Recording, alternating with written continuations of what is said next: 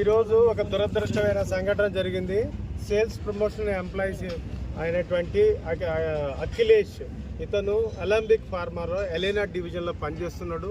ఇతని యాజమాన్యము zonal sales manager Rudrayya, అట్లాగే రాజేష్, నిఖిల్ అనేటువంటి లైన్ మేనేజర్స్ ఎవరైతే ఉన్నారో కంపెనీలో తీవ్రమైన మానసికమైన ఒత్తిడికి పెట్టడం వల్ల సేల్స్ నువ్వు గనక చెయ్యకపోతే నిన్ను ఏ కంపెనీలో కూడా ఉండనియము, ఈ ఇండస్ట్రీలో మార్కెటింగ్లోనే నిన్ను ఉంచము, నీకు ఈ రకమైనటువంటి శిక్ష పడుతుంది, నువ్వు కంపెనీలో ఉండి సేల్స్ని నీ జీతం డబ్బులతో ఖచ్చితంగా నువ్వు సేల్స్ చేయాలి అని మానసిక ఒత్తిడి పెడితే, గతంలో కూడా అతను వేరే కంపెనీ ఇంటర్వ్యూలకు వెళ్ళినా కూడా బలవంతంగా ఢిల్లీ వెళ్ళి పిలిచి ఆ యాజమాన్యంతో చెప్పి నీ ఉద్యోగం పోగొడతామని మానసిక తీవ్ర ఆందోళనకు గురి చేయడం వల్ల మళ్ళీ వచ్చి పనిచేశాడు.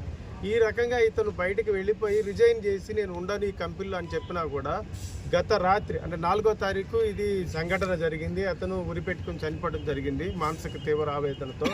ఆ ముందు 2 గంటలకు ముందర యాజమాన్యం అందరూ కూడా ఫోన్ కాన్ఫరెన్స్ కాల్లో పెట్టి ఖచ్చితంగా నువ్వు ఈ కంపెనీలో ఉండాల్సిందే, కంపెనీ వదిలి వెళ్ళిపోతే డబ్బులు తీసుకుంటామని చెప్పడం జరిగింది. ఇది ఒక భాగం కంపెనీ చేసినటువంటి దుర్మార్గమైనటువంటి తీవ్ర ఒత్తిడి.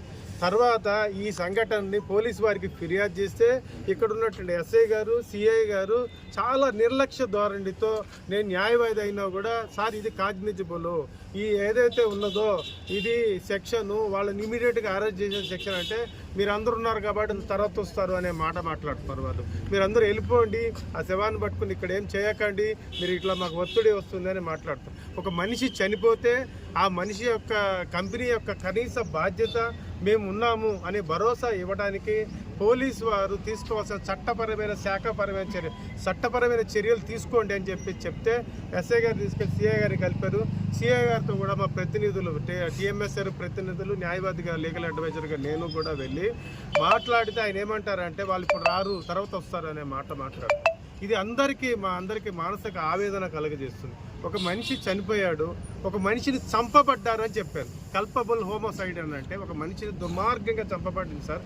ఈ చంపబడినప్పుడు చట్టాన్ని రక్షించవలసిన పోలీస్ అయినటువంటి స్టేషన్ ఆఫీసర్ అయినటువంటి మీరు ఇమీడియట్గా మీ సబార్డినేట్ అయినట్టు ఎస్ఐ గారికి ఆర్డర్స్ ఇచ్చి వాళ్ళని తక్షణమే కోర్టులో ఇక్కడికి వచ్చి పోలీస్ స్టేషన్లో ప్రవేశపెట్టుకొని చట్టపరమైన చర్యలు తీసుకోవాలని చెప్పి మేము ఒత్తిడి చేస్తే వాళ్ళు చాలా నిర్లక్ష్యంగా ప్రవర్తిస్తారు.